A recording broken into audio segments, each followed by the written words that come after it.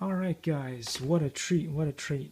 Look at this cool thing here. Now let's see if I can just get it out of the box or there's any more of that tape. Very well packaged.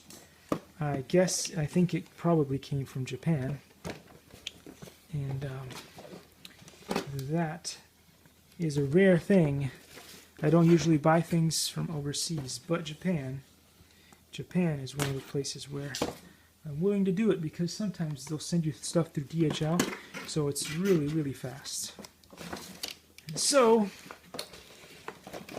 not to mention, I just went to Toyota today, so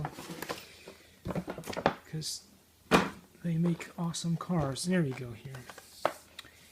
See how to get this out. You got the instructions. They're all in Japanese, so I have no idea what to do, but I'm pretty good in general with drifting, so I should figure it out.